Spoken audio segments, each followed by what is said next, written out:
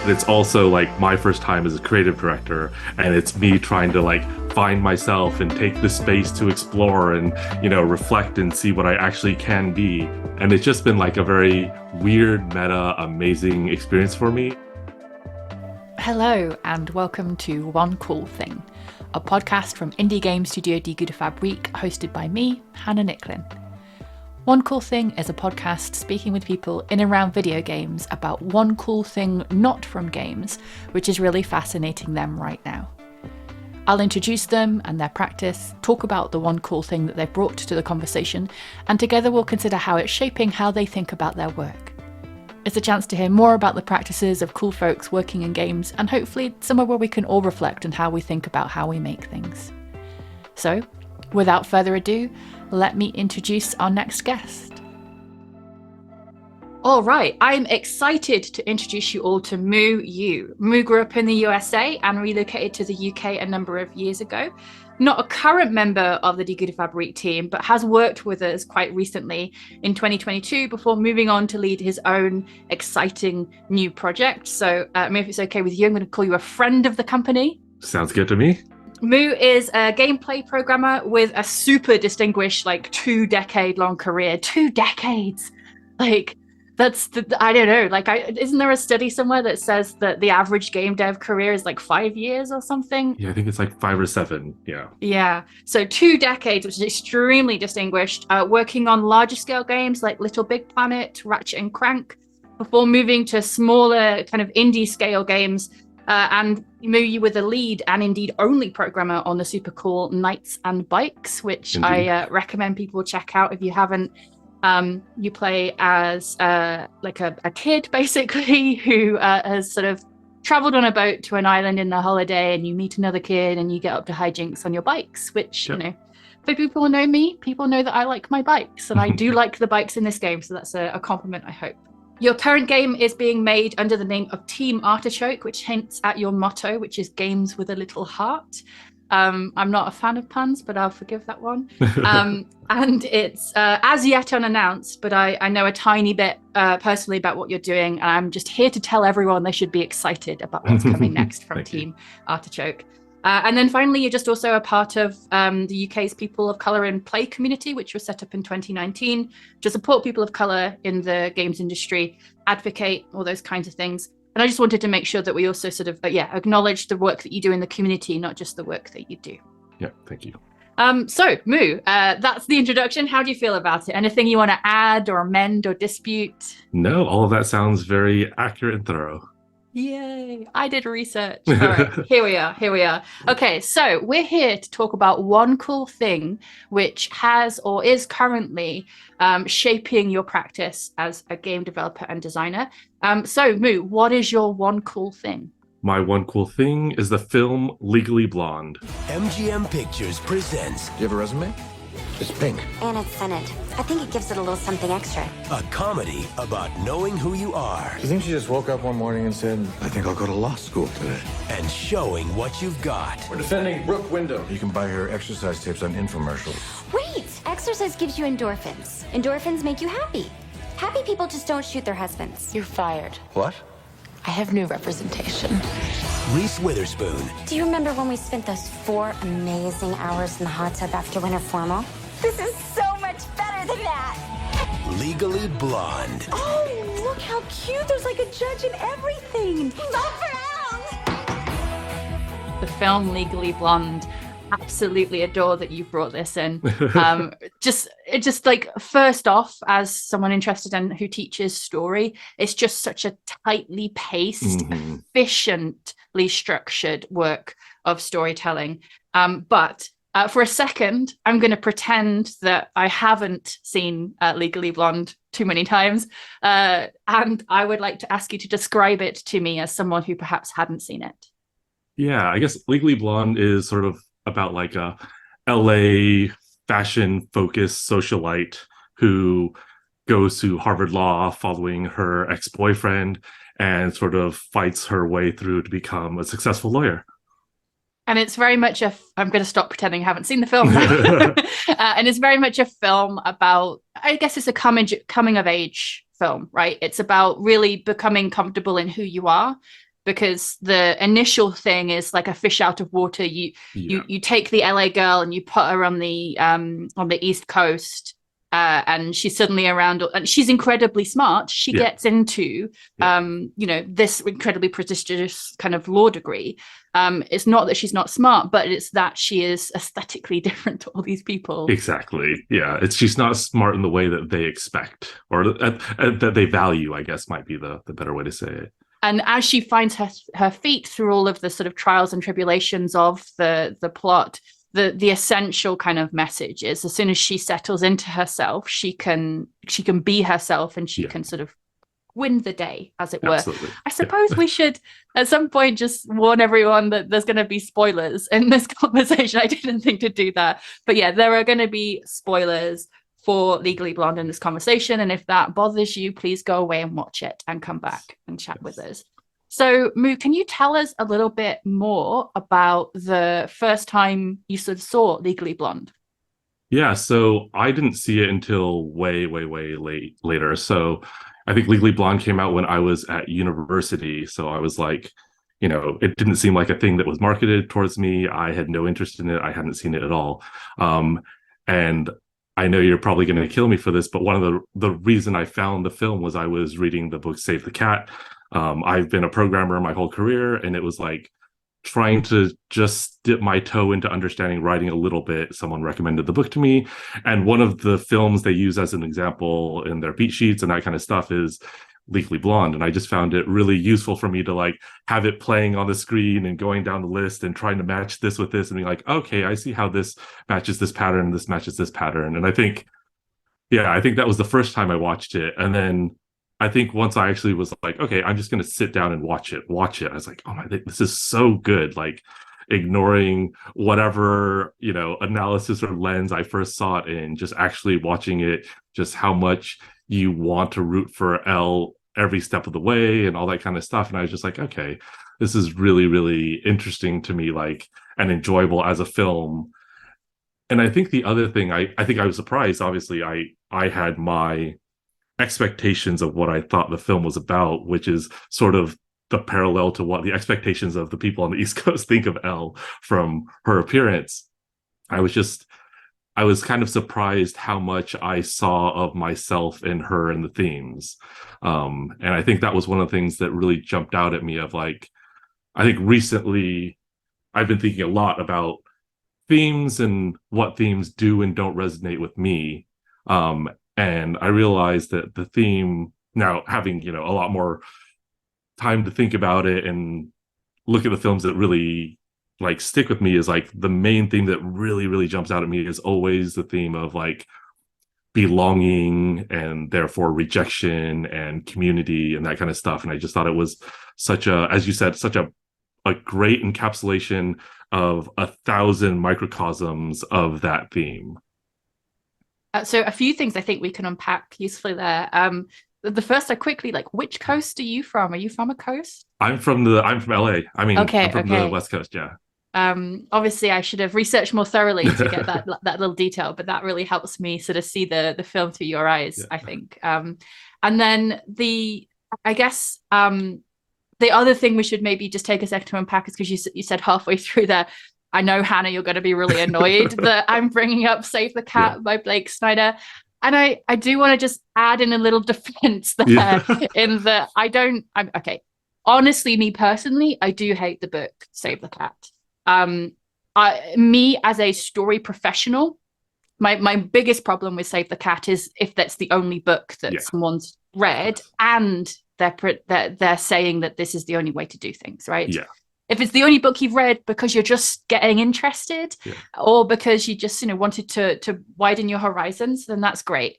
But, as storytelling is sort of approached in video games, it's very often from this lens of film. And Blake Snyder's book is such a book on how to write film, right?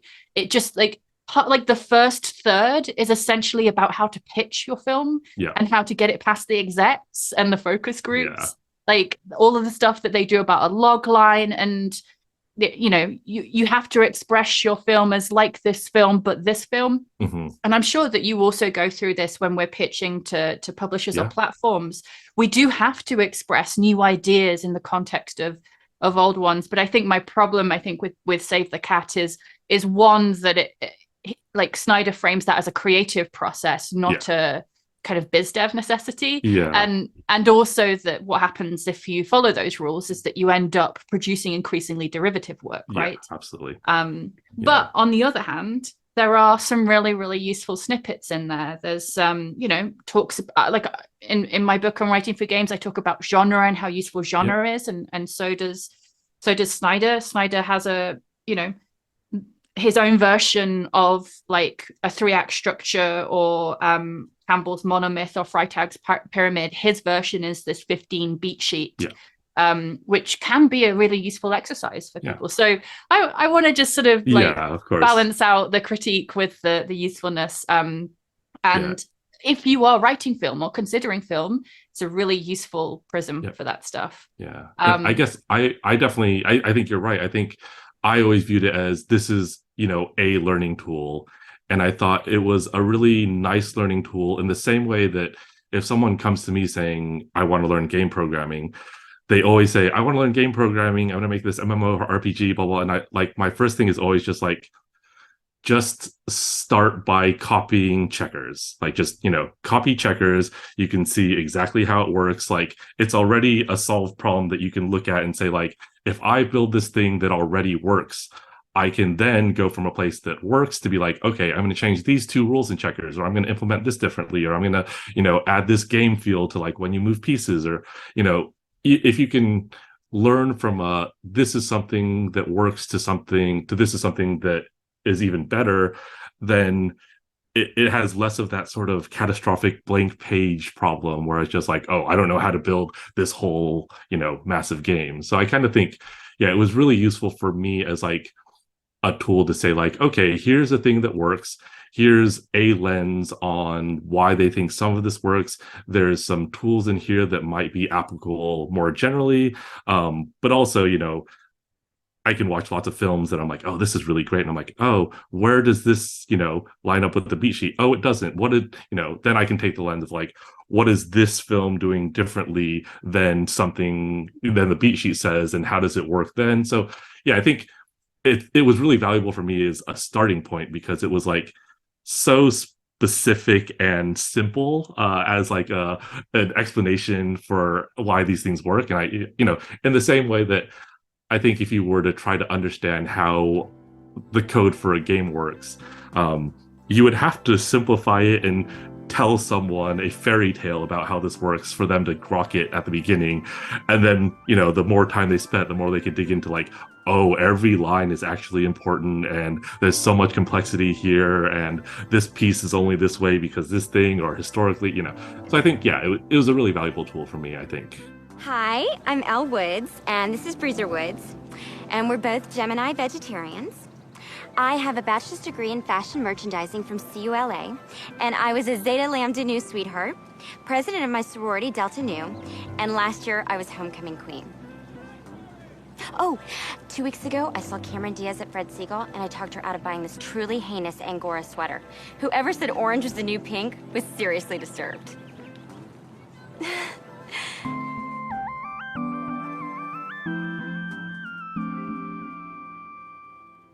Legally Blonde. I wonder if you wanted to chat to us a little bit about when you sort of first recognized that this sort of film was beginning to influence how you work. I think in particular, it really struck me when I was working on the game that I'm working on now. I've been thinking about for a long time, and I sort of had a lot of gameplay mechanics for it figured out. And I started thinking about, okay, the mechanics dictate a bunch of weird constraints that I'm stuck in. And I was like, I just don't know what kind of narrative I could put with this to make it feel like something more than a bunch of mechanics. And I think that's when I started digging into like stories about belonging and relationship, and specifically also about like rejection and gatekeeping and that kind of stuff. And it just became kind of like a like a beacon for me on this project of thinking about, okay, what are the stories that I could tell that feel like this, and weirdly, like, how do I find more stories that are about the same theme? And so, like, one of the weird things I was talking to my wife about this morning is, like, I actually think, for me at least, the film that I find most similar to Legally Blonde is Kung Fu Panda. Our only hope is the Dragon Warrior. The panda? That's the panda. Master, please, let us stop Tai Lung. This is what you've trained us for. No, it is not your destiny to defeat Tai Lung. It is his. Where'd he go? There's just so much between those two films that I feel like really capture that whole idea of seeking belonging, facing rejection, building community as a response. And so I think that was when it really struck me as like an inspiration for something that I was doing. And then obviously, the more I rewatched it and really dug into what does and doesn't work, I think the first thing that jumped out to me was sort of, I don't know what the right wording is, but the caricatured world of Legally Blonde made a lot of the really fundamental human themes like more approachable, and like I felt like from a creation space it gave them a lot of space to play.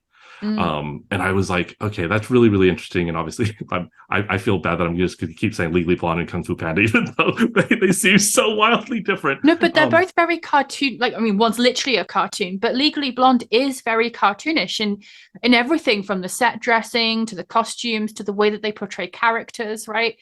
And it allows the performances to be very cartoonish. And like, I know that you've heard me say this before, but I find something very interesting about, cartoonishness, exaggerated performances, those kinds of things. I find it a really useful technique in some situations to ask an audience to lean further in. Like in games, you talk about the magic circle. In theatre, you talk about suspension of disbelief. Well, I mean, technically that was lifted from romantic poetry, but sorry, footnoting myself. It's a great habit to have.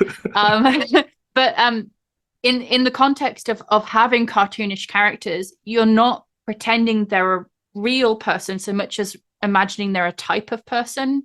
And that sort of asks your imagination to act more. It asks you to do more work to invest in them. You're thinking, oh, a person like this person or like this person, or maybe I can imagine myself into that position, because they're not one specific thing. They stand for a thing.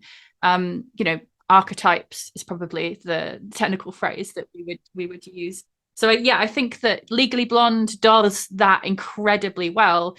And like one of the ways I think it's so good at it really acknowledges class in a way that a lot of American stuff doesn't often, because like part of the there's a real sense of new money and old money on that sort of East-West Coast divide. Like Elle is new money, doesn't know how to be classy and is moving into this old money world.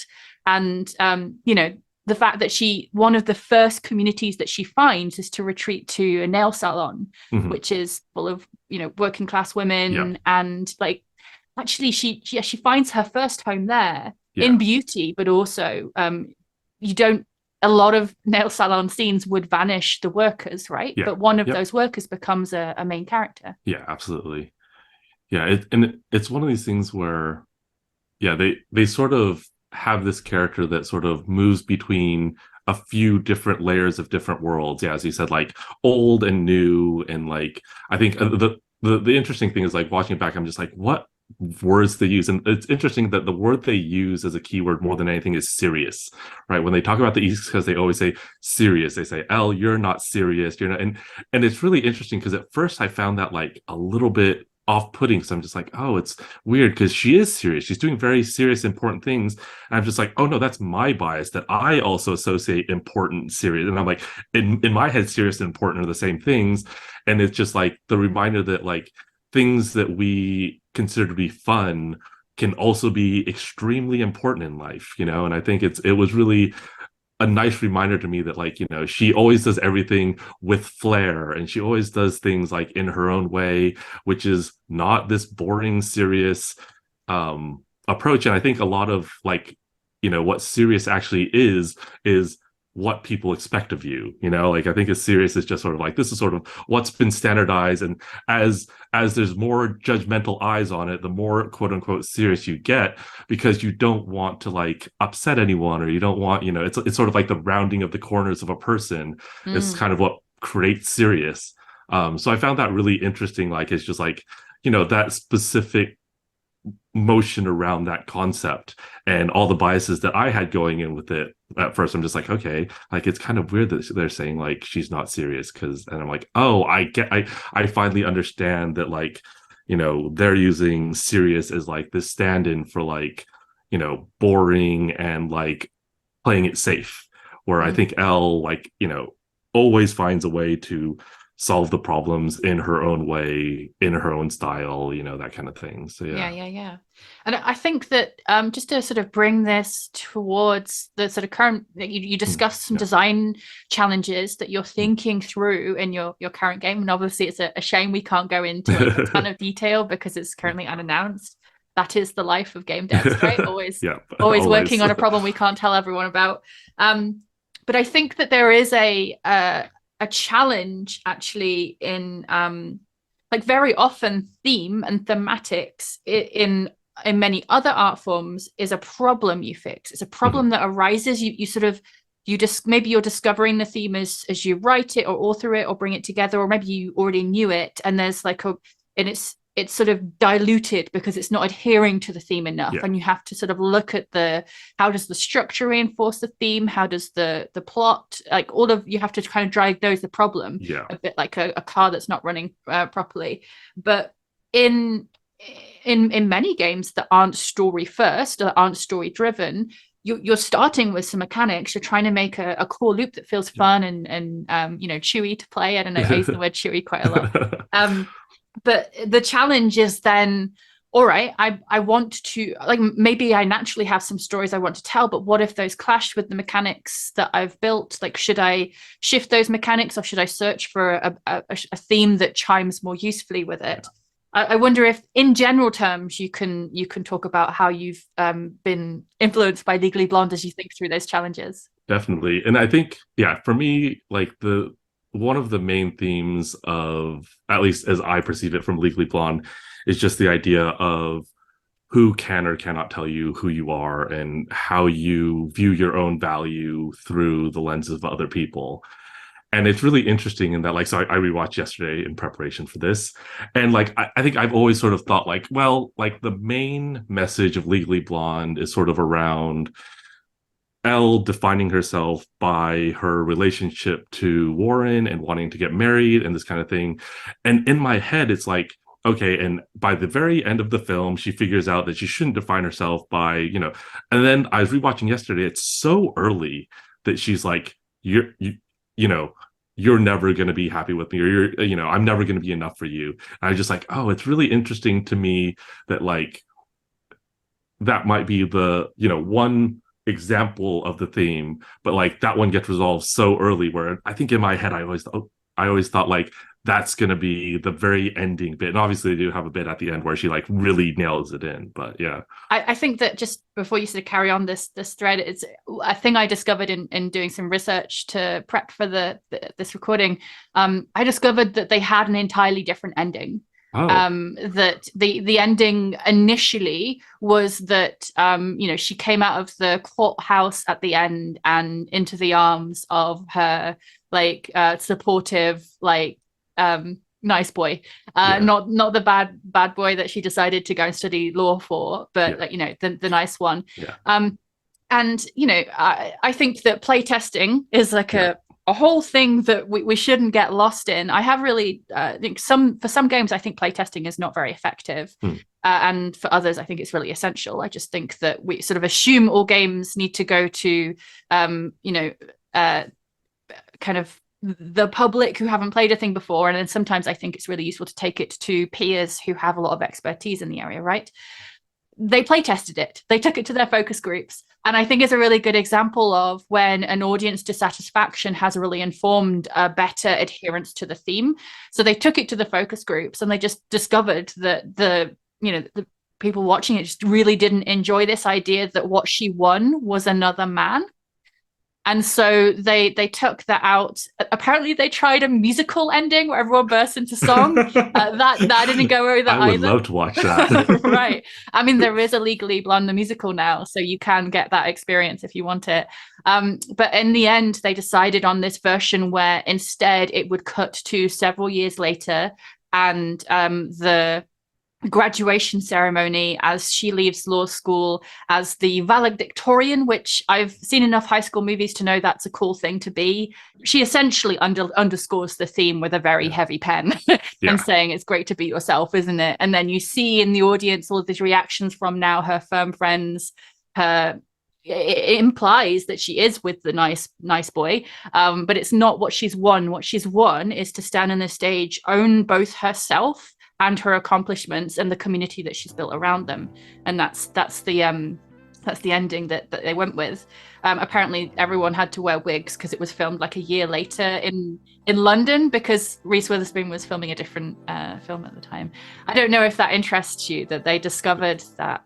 It actually is really interesting, because when I was rewatching it yesterday, I was like, oh, they have the footnote at the end that her and the nice guy do end up together. And I was like, oh, I don't like that. But I'm like, I definitely like, a subtitle on a final frame way more than that being the ending scene. Like, so in contrast to those two, I'm like, okay, for that direction, I'm more than happy with the way they went.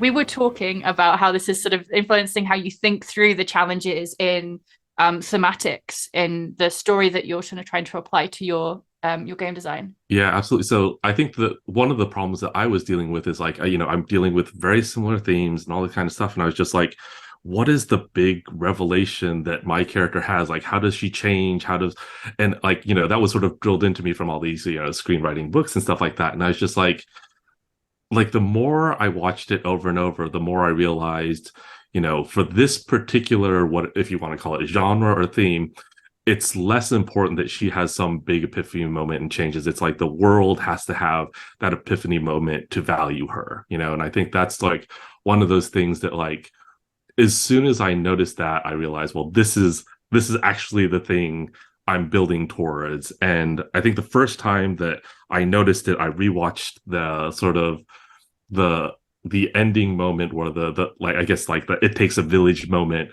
where, they find out what Callahan has done. And even like Vivian goes to Emmett and it's just like, oh, I've messed this up. And then they go back to the hair salon and the professor's there. And then they bring them back to the courtroom. And like even the guy that she, got the date is there handing over some papers, and the LA girls show up. And it's just like, I think it's like that kind of thing of just like the visualization of the people that you've touched and how they support you, and, like that the world accepts her now as she is, was like I think I kept missing that moment. And when I was working on my game, I was just like, what is this moment? Like, what is the thing that she can realize that pays off this concept of belonging or whatever? And I just like, oh, it's actually like a moment for the community to learn and change rather than for her. And it's like, I think that was a really, really big moment for me, because then I can kind of structure a lot more of the game as like, well, now she's picking up all these people that are going to show up at the end.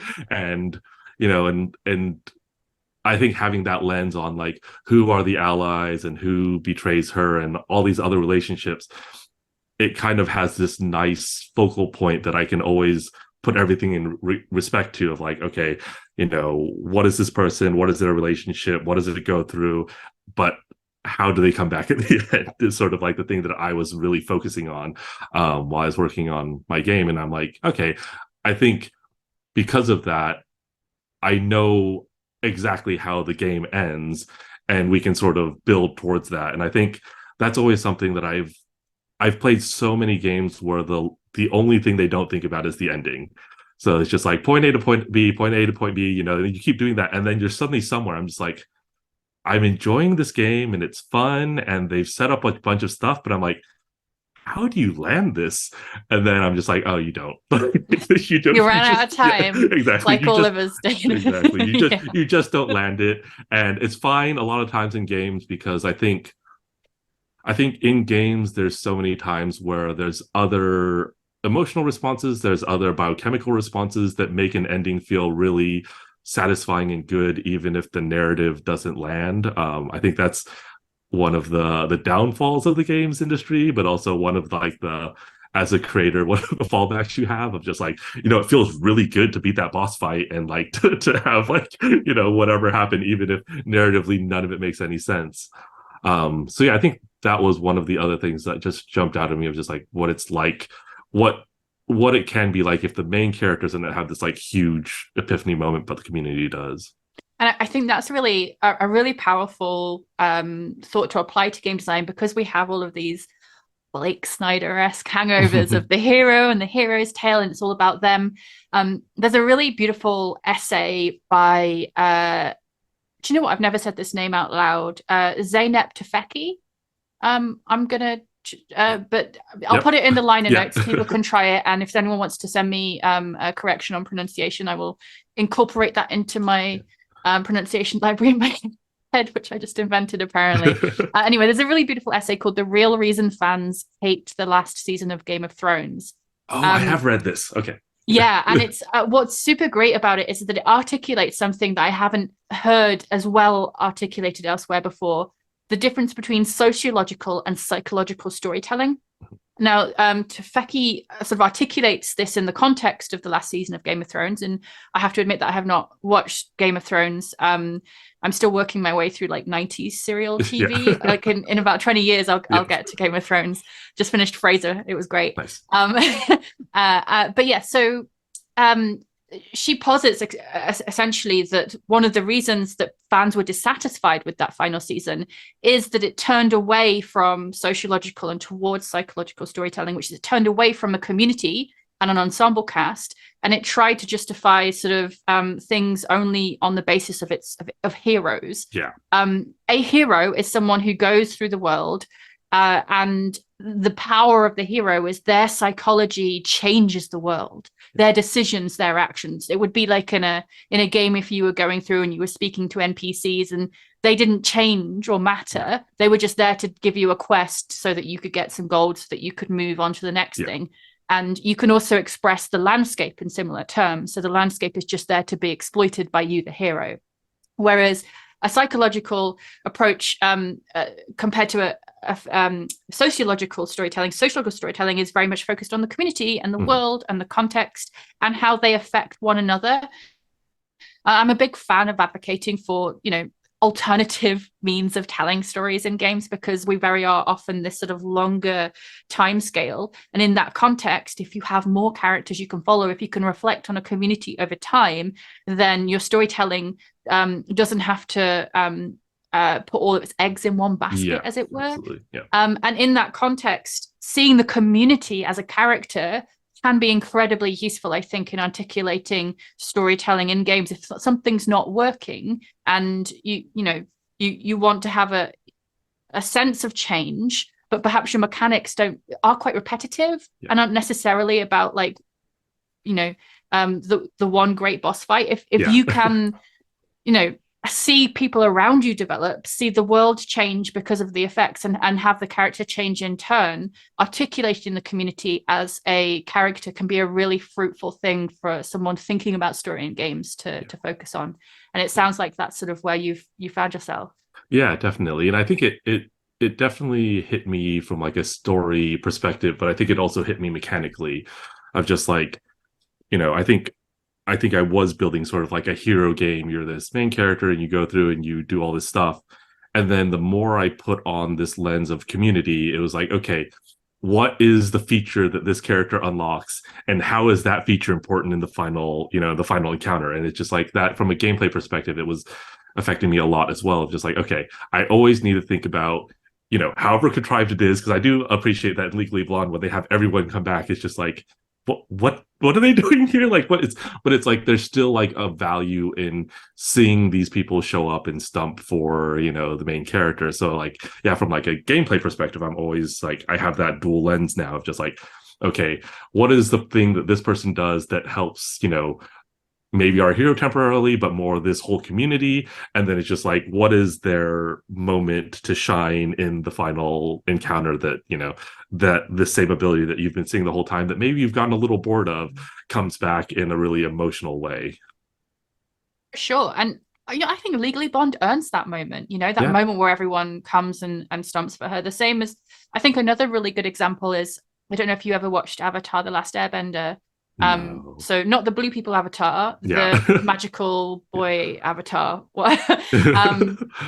All fans just writing into me already, going, how dare you describe it as a magical boy avatar. I think so. Avatar: The Last Airbender, it has the sort of core ensemble traveling around in order to solve the problems of the world which he's woken up in. And as often as they are progressing the A plot, which is that there is a bad guy that they do have to defeat, they are as often tending each episode to a lead B plot, which is the problem of this community. Yeah. And it may not be at all connected, but they take their time to tend to this community because the theme, one of the themes is that this magical boy is meant to be a kind of steward, a guardian for balance in the world, right? Yeah. So it makes a ton of sense. It reinforces the theme, but it also is just a really good way of making this not a hero story, even though he's very much sort of positioned there. And then at the end, when he is facing the bad guy, everyone does turn up, you know, the people he's met along the way, they turn up, and suddenly, like, in the kind of moment of like, oh, I don't know if this is going to work out, you know, the people from the swamp community turn up and they're being helpful and funny again. So I think that the thing to just sort of remind ourselves of sometimes is that stories are made up. And it's okay sometimes if they're not super real, if they are in the way that they distill a feeling or an experience, being true to that feeling or experience. Like that moment in Legally Blonde, that moment in Avatar: The Last Airbender is about saying you built a community and they are holding you right now. Wouldn't it be wonderful we could design games that make you feel like that? And I like, that's interesting because I'm just like, I can't think of any game that I've played that has sort of made me have that feeling of just like, you know, all the people that I've sort of encountered. I'm sure there's some game that does that I just haven't heard of, but it's like, that makes me feel like, oh, I've actually been, you know, leaving an imprint on everyone along the way, and this does come together, and like, you know, it's sort of like the butterfly effect of my existence, but that everyone is a big part of that. And I think like one of the challenges that I'm facing right now is that we have like sort of our A plot and then like I would say a B plus plot line. So it's like it's really important, but it's not about the main character. And because of how video games work and the main character is the playable character, it's so hard to not make it feel like, well, you know, this NPC is incompetent and needs you to do everything for her. Like, you know, we have to make it seem like, okay, this is a character that is capable and they have their skills and you have your skills and you're supporting. And especially in our situation is like, you know, we've decided that with this character, our main character is a white woman, our B plus plot main character is a black woman. I'm just like, this is becoming a white savior problem if we just have you come in and swoop in and solve all the things. But I think it's also been nice from like a design perspective of like, well, like she could have ended up as like this kind of boring, just ask for stuff quest character, but now we do have to think about what does she do, what is her value, what does she provide, which again ties back into the ending of like, okay, in this critical moment, what is her piece of the puzzle.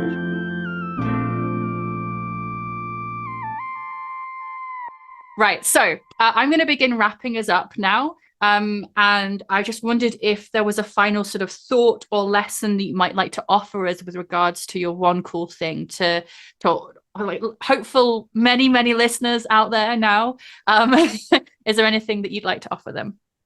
I don't know. I think the takeaway that I just have for it is just like that it's sort of on a meta level that like Legally Blonde has been a really valuable thing for me, as a reference for the game that I'm making about being, you know, yourself and being comfortable with yourself. But it's also like my first time as a creative director, and it's me trying to like find myself and take the space to explore and, you know, reflect and see what I actually can be. And it's just been like a very weird, meta, amazing experience for me. And it also sounds very weird that like Legally Blonde has been such a linchpin of such a critical moment of my life, but it has been. I think that's beautiful. And we are, you know, we're not just what we make, we are how we make too. We're how, especially as a creative director, how we lead, how we make space for people, and how we listen to ourselves and learn how to, you know, which thoughts to put to one side and which thoughts to hold on to. So I think that's a really, really good lesson. Thank you so much. Do you have anything that you would like to promote? Any socials that you should be followed on? Yeah, I guess the only account I have now, I have one of Moo, ONEOFMOO on Twitter, and I've started making TikToks and Instagram Reels. So I guess those are the platforms I use it on, and I'm also like on one of the Mastodons, I think gamedev.place maybe, but I'm not sure. I'm on some Mastodon. Yeah, I'm on some Mastodon. Thank you so much for listening to this episode of One Cool Thing from Die Gute Fabrik. As usual, leave a rating or review where you can. If this time was of value to you, it's a super good way to say thank you. I'll be back soon with a new episode, speaking with another cool thinker and maker in the field of video games. And in the meantime, check out Die Gute Fabrik on, for now, Instagram, Twitter, and YouTube. That's GUTEFABRIK. Stay thoughtful, friends. Take care. Goodbye.